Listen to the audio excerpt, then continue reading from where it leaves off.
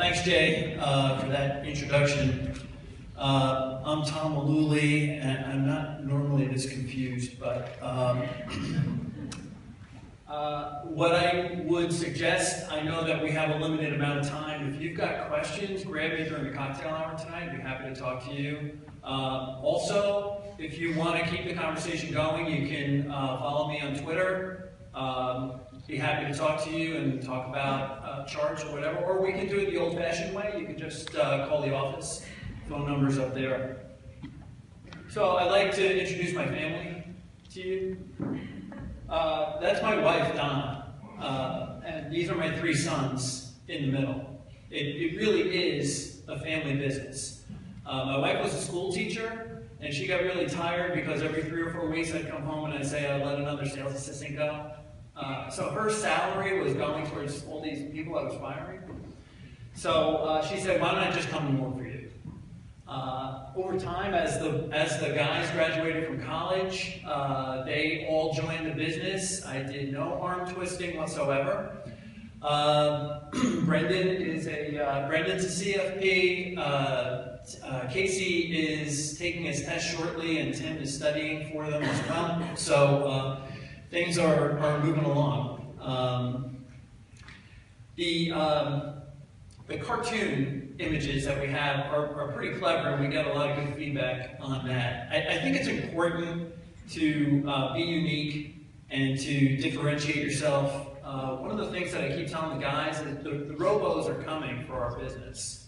So you have to have a brand, you have to have a message, you have to be unique in what you do. And so I think fee only is still unique. A family business, definitely unique. Having cartoon images of everybody, okay, kind of unique. But point and figure, definitely unique. Even though, like you read in Tom's book, Charles Dow put this together in the 1880s. There's very few people that really use this stuff. So be unique. One of the things that I've learned over the years is that the point and figure method is not really an on-off switch. It's more of a dimmer switch. One of the lines that I like to steal from the Daily Report is that it's not a black box, it's a toolbox. But the answers to the test for what we need to do, they're all there. So I kind of liken point and figure to taking the lampshade off the old stockbroker at the party. So, question for you, what is the definition of a bear market? Anybody? 20% drop? Okay, so I think a lot of people want to know, clients want to know, when is the crash coming? Everybody wants to know. The market can't go straight up, right? So you need to become a student of the charts. And some of the things that I like to tell clients, like I mentioned earlier, the answers to the test are all there. So we have to be prepared now, though. And one of the lines, again, from the Daily Report, it wasn't raining when Noah built the ark. Don't forget that. You should be doing some fire drills now to prepare when things start falling apart. Because the next line is what's really important. Everybody has a plan until they get punched in the mouth from Mike Tyson. So a lot of stuff that you're going to hear from me came from the Daily Report. I've become a big fanboy for reading the Daily Report.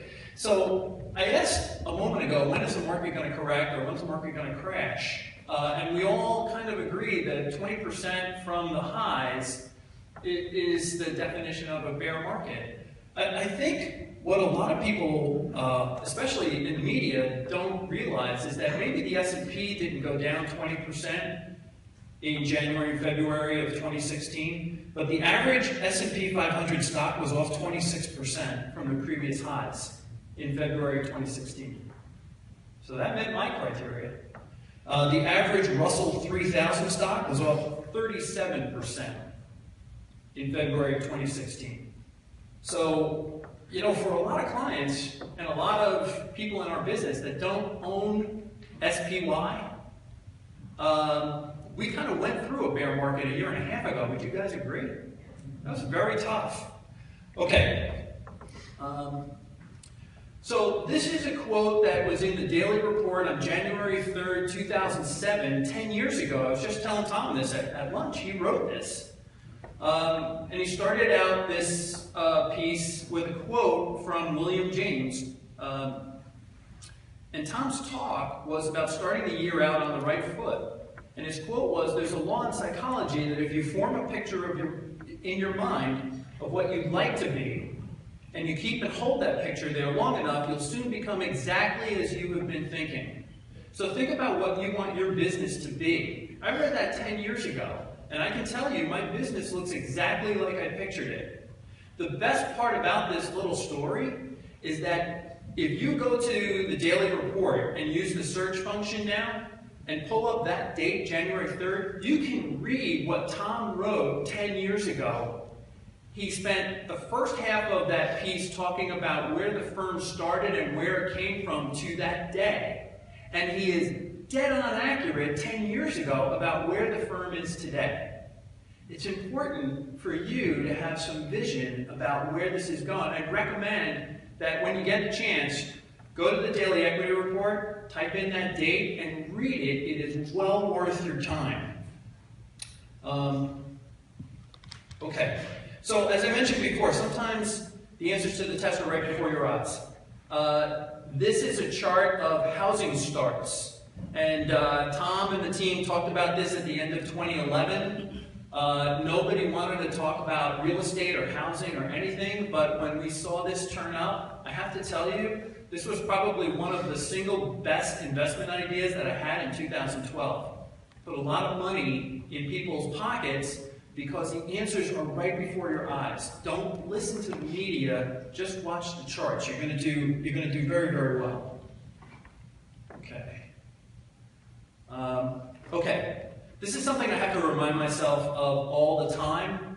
This is from Bull Durham. Kevin Costner comes out and tells him, look, don't think, just throw. If I go back to this Daily Report, one of the points that Tom made in that particular piece that day was the tools that you have on the Dorsey Wright system allow you to run your job very efficiently so you can do your other job, which is go out and find new assets. So don't think, just throw. It's so important to know that these tools are here helping you run your business, and you can go out and see clients and bring in new business. Don't think. So at Mullooly Asset, how do we manage on a daily basis? We stick to the basics. I mean the real basics. So here are some of the tools, and we're not talking about candy, but we'll get to that. Okay, so as Paul and JG just mentioned, remember to set alerts. That's very important. This was in my mailbox a week ago on October 31st. I got a bunch of them all one morning. The second thing that I would advise you, remember to read them. Sometimes, some days when it's really volatile, we get a ton of emails, and I don't read them until the end of the day, or maybe even the next day. But read the alerts. You set them. So go ahead and take a look at them. It's very important. Okay, so these are some of the widgets that I use on my database when I log in. So I've got some of these custom RS charts that measure AGG versus SPX, banks versus the S&P, IFA versus S&P, regional banks versus the big banks, money market versus S&P. You get the idea. Here's another one that I use that have a lot of indicators. You guys are familiar with these. There's short, intermediate, and longer term indicators. I'd be happy to share with you later on when we can talk more about how these indicators help me kind of direct traffic in the business. And yeah, we do something that a lot of people don't do. We chart by hand. So each of the guys, I started out charting by hand, and that was about 20 years ago. And each of the guys has about 160 or 170 charts that they chart by hand every night after 4 o'clock. If you chart by hand, you know you can do that many charts in a very short period of time if charts aren't moving quite a bit. So here's another example where we had a shakeout pattern. One of the things that we really like to do is we like to mark up the chart and show where the patterns are. Where are the buy signals? Where are the bullish triangles? Where are these things? It's great to see them on screen on the computer, but it's better when you're doing this by hand and you see these things unfold right before your eyes. You get a lot of confidence in where things are going. That's my son Casey, and it's hard to see, but he's got a journal, hardbound book, and we journal what we like about new positions. So when we're going to get into a new stock or a new ETF, the first thing we do is we print out the chart and we save it. Because, hey, this is what the chart looked like when we got involved in this thing.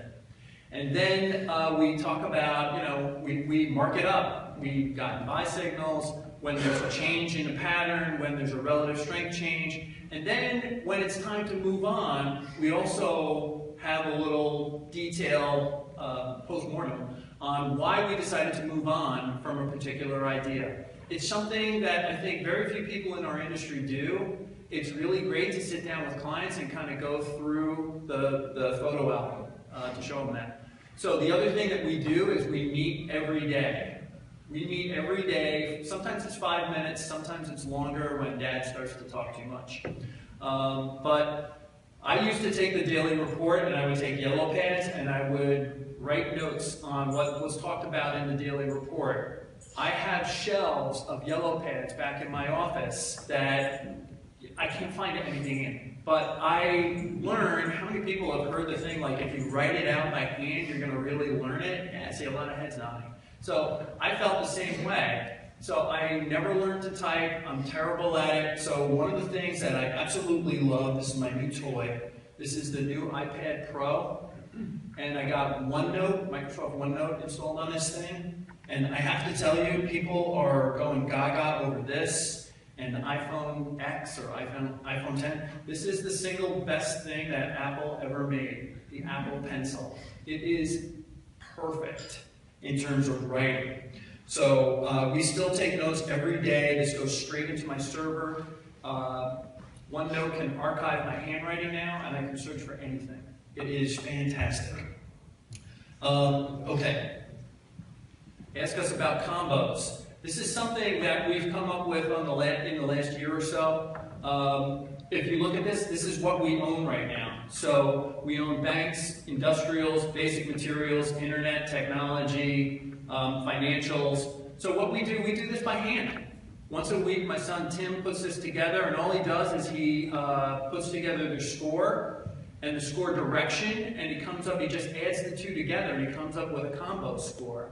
And we found that that's actually been a terrific tool to help us put money in the right places. And then I said to him, after we were doing this for a few weeks, add the obos, overbought, oversold. That really helps. So once a week, we kind of get this little thing, and I'm sure there's a shortcut to do this on the Dorsey Wright system. We like doing things the hard way. So one of the other things I want to mention to you is that we're not perfect. And I don't think you should expect what you're doing in the business to be perfect every time. This is the relative strength chart of S&P versus AGG. So this is the market versus bonds, okay? And this is one of my longer term indicators. If you go back on this chart and see where it gave first sell signal or first buy signal, there's some really big turning points in the market. So last February, same week that U.S. equities fell out of the top 2 positions in Dolly, this chart gave a relative strength sell signal, and I was like, holy cow, we got to do something. So we raised a lot of cash at probably the worst week of the year in February 2016. That one decision wrecked our year. It wrecked it. We spent the whole year trying to catch up, and it was, the 5th or 6th week of the year. So I learned a lot. It's a good reminder that you can't use just 1 or 2 indicators. It's a dimmer switch. It's not a black box. So it's seeing all of these different indicators move before you start moving money around and hitting red tickets. So one of the other things is just understanding the relationships between things like bullish percent and Dolly. what happens with U.S. equities when they're in the top 2 positions in Dolly? What should you expect when they're in the bottom 2 positions in Dolly? These are things that I think everybody who is on the system really needs to understand. It's kind of like when John Lewis wrote about if you just own RS on a buy signal in X's. I mean, anybody who was here yesterday, they covered that. It is really a good rule of thumb to have, because on a rolling 3-year period, I'm going to butcher this, but if you just own things that are on RS buy signal and X's, it outperforms something like 75 or 80% of the time. So you got to know these little shortcuts. They were really going to help you. Here's another shortcut that will really help everyone a lot. This is how to bookmark things on the system. And I did this, and you can see I saved this from August of 2015, and I sent my slides into Amy like a week ago, and the next day, this was in the daily report. So you guys scooped me. But really, use the bookmark tool in the system. It is great. When you see something in the daily equity report, grab it and keep it, because you'll never find it again. So make sure you use these things. Anyway, thanks for your time, and I will be around later to answer questions. Definitely connect with me on Twitter, or my email is in the book, or give me a call. Thank you very much.